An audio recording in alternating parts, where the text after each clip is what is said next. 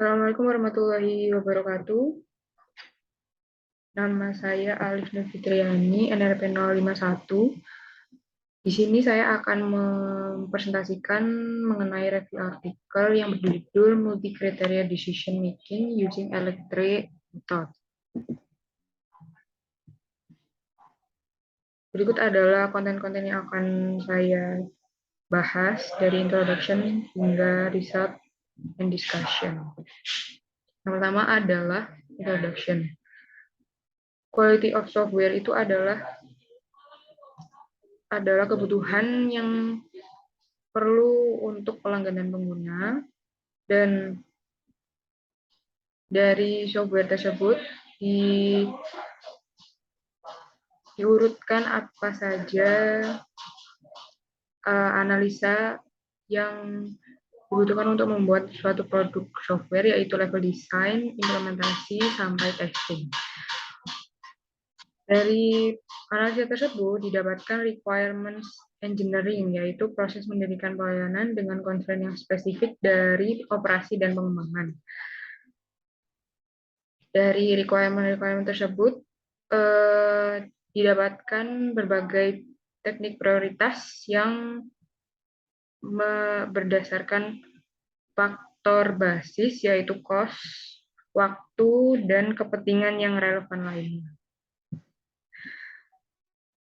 Jadi background artikel ini adalah orang-orang yang bergabung dalam proses prioritization ini, yaitu stakeholder, pelanggan, dan manajer. Dampak dari prioritas ini pada perusahaan skala kecil dan menengah adalah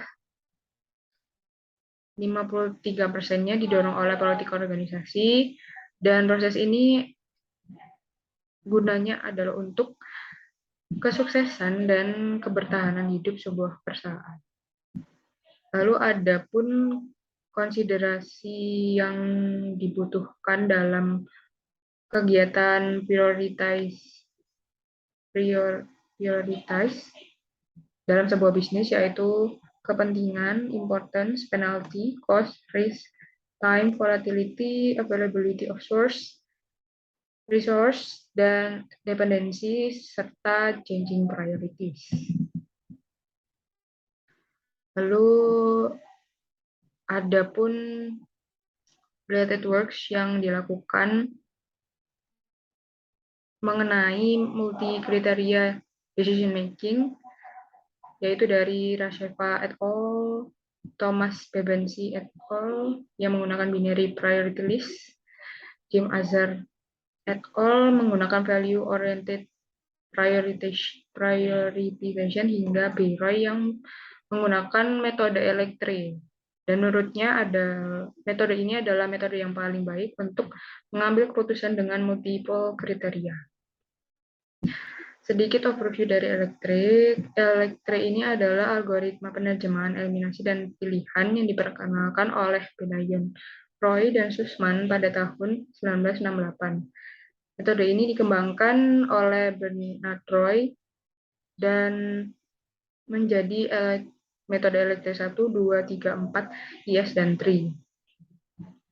Berikut adalah step-step untuk melakukan metode ini, yaitu dari komputasi concordance matrix, lalu komputasi discordant matrix, lalu menghitung credibility matrix dengan menggunakan equation, yaitu dengan pembobotan yang nilainya masing-masing maksimal 1, dan lalu ascending preorder dan descending, yaitu menggunakan kualifikasi pertama, lalu dieliminasi lagi menjadi prioritas yang alternatif yang bisa di ranking, lalu proses ranking.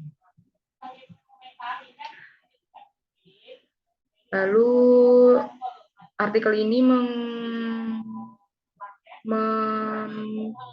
menggunakan pendekatan prioritas seperti ini dan bisa dilihat dari diagram propose system, yaitu dari pelanggan yang menggunakan web interface lalu di ranking menggunakan Electre dan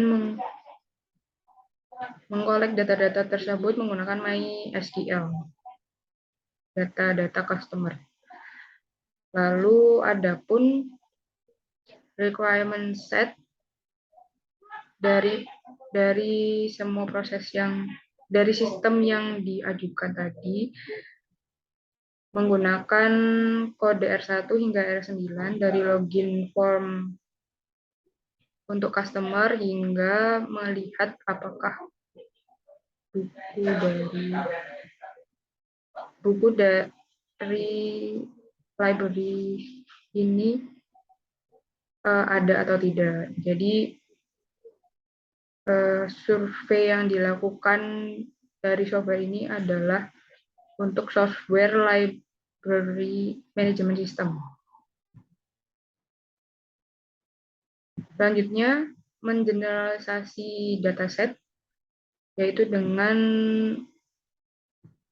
membuat matriks seperti ini, yang dihasilkan dari mengirimkan nama pengguna dan kata sandi untuk mengakses sistem web ke semua pemangku kepentingan yang mungkin dari sistem.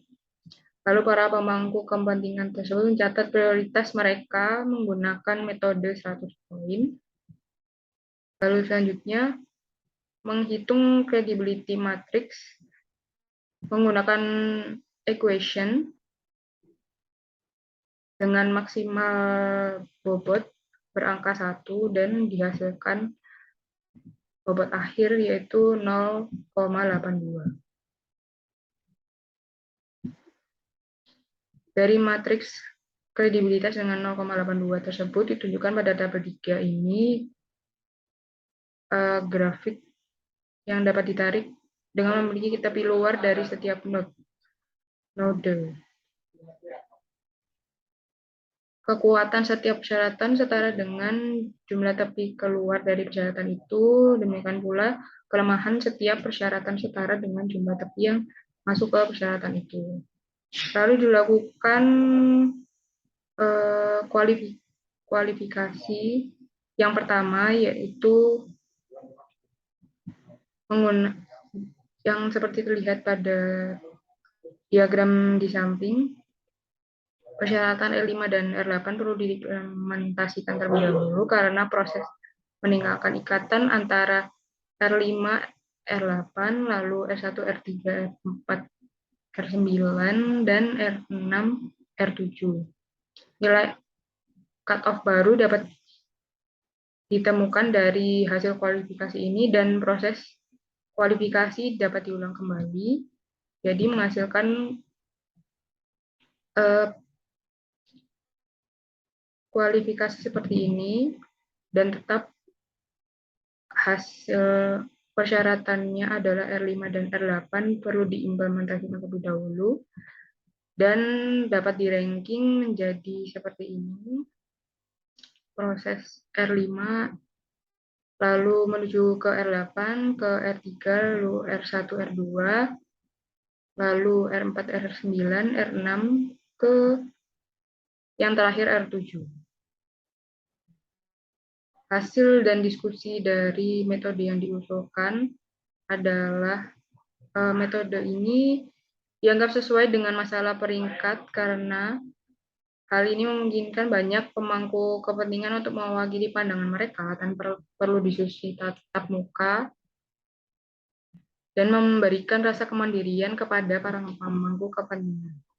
Perbandingan antara kebutuhan tidak diperlukan sehingga membuat para pemangku kepentingan nyaman, lalu ambang batas menyediakan cara yang mudah untuk menentukan peringkat persyaratan, lalu mengungkapkan kriteria yang menghancurkan dengan menggunakan ambang batas itu, yaitu dari requirement set yang dilakukan pada apa saja yang perlu dilakukan pertama kali untuk library management system tadi itu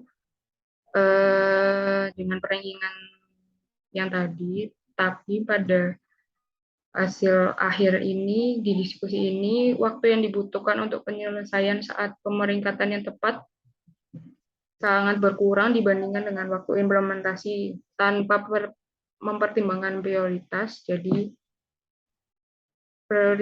proses prioritas ini perlu sekali dilakukan untuk menghindari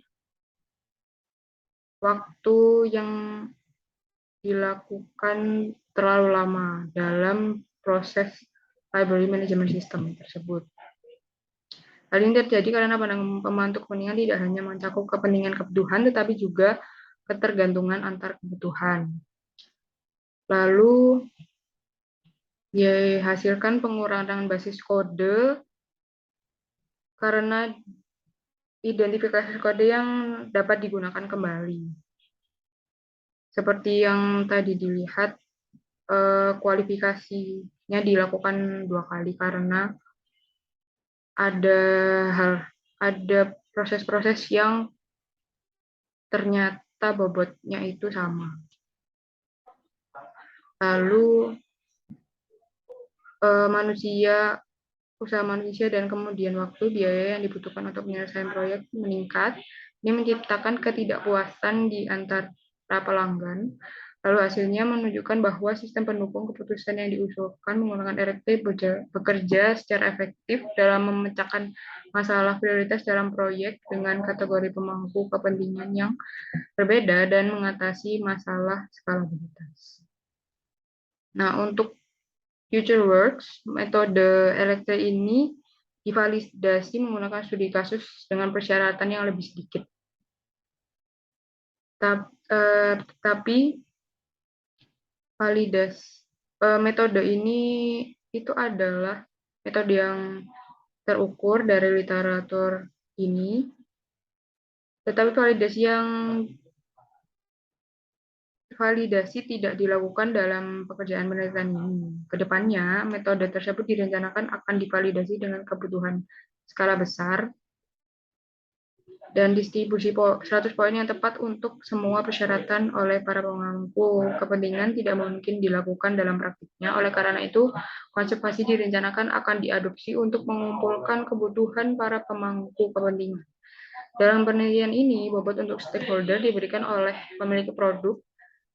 Hal ini dapat menciptakan bias pada peringkat, dan di masa mendatang, bobot untuk pemangku kepentingan akan dibuat secara otomatis menggunakan hasil kumpulan data yang dikumpulkan secara umum.